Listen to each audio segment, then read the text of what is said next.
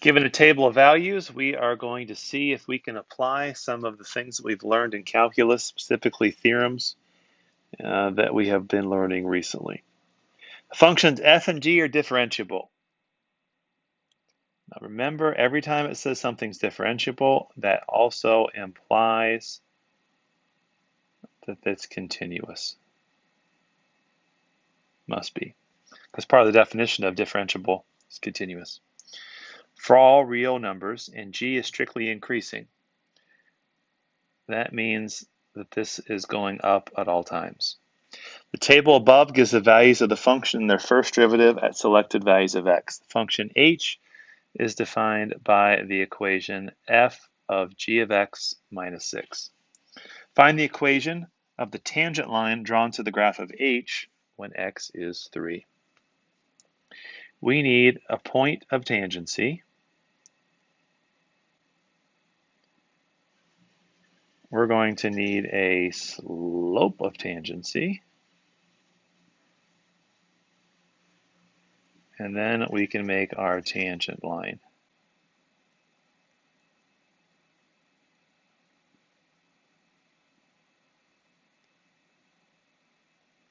To find the point of tangency, when x is 3, we got to figure out what h of 3 is. That would be f of g of 3 minus 6. G of 3 is 4. So now we got to figure out what is f of 4.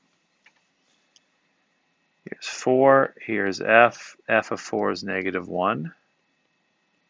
Subtract 6 from that, we get h of 3 is negative 7. Our point is 3, negative 7.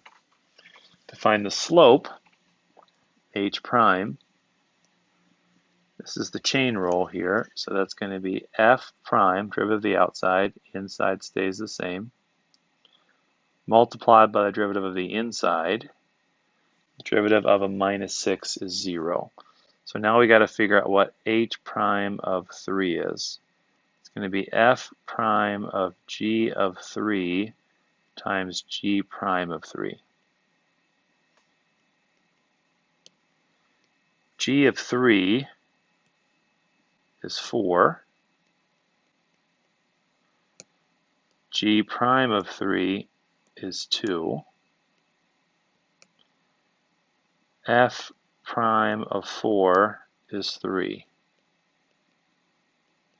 So this slope's going to be 6.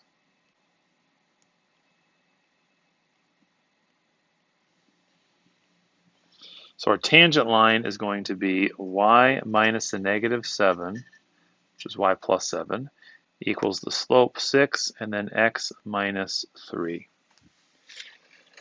Find the rate of change of h on the interval from 1 to 3. So it says find the rate of change. That is implying average.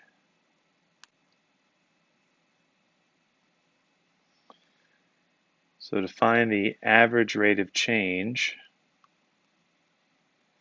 we got to figure out what h of 1 is minus h of 3 over 1 minus 3. So let's see if we can figure this out. We already figured out what h of 3 was.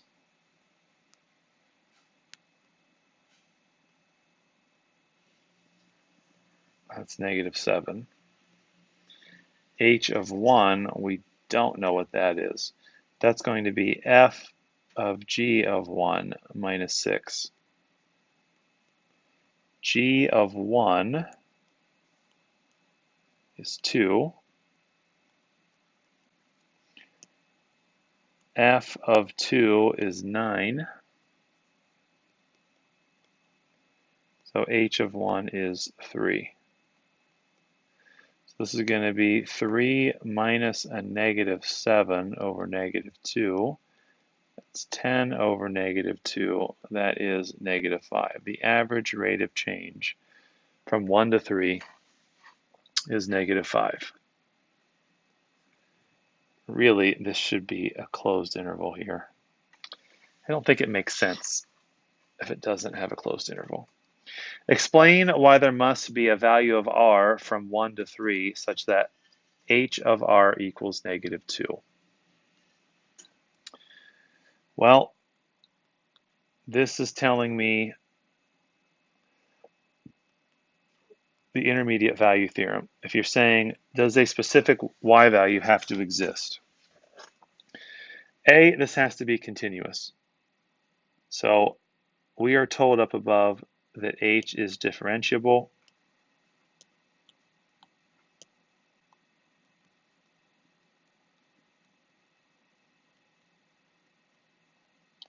It says it's differentiable for all real numbers. Therefore, h is continuous.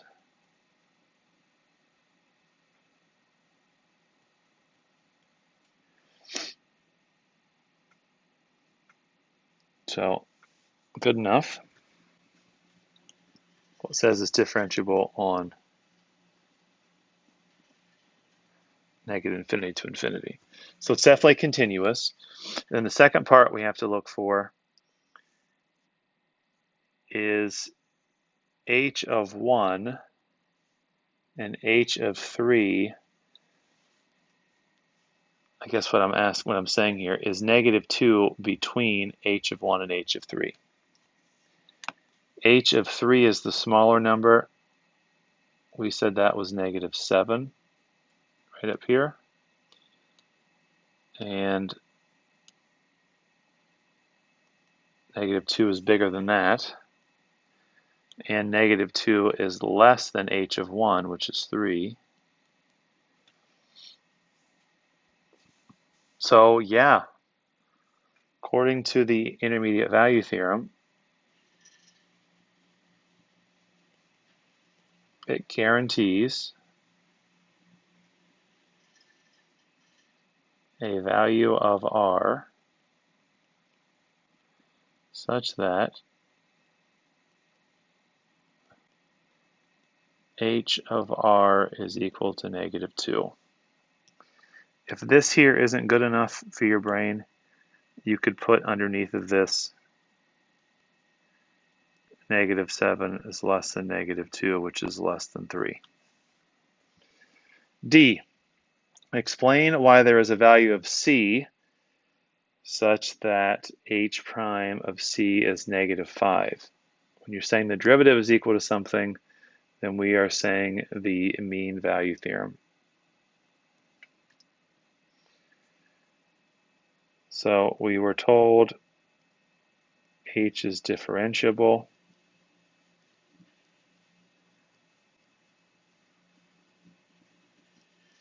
for all real numbers.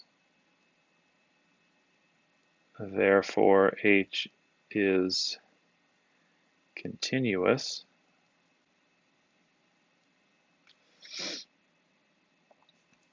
Therefore, the mean value theorem guarantees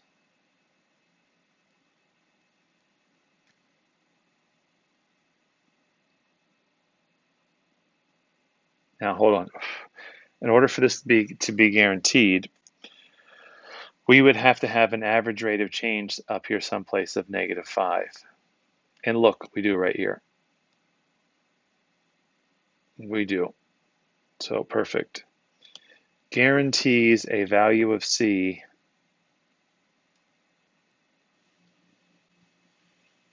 on the interval from 1 to 3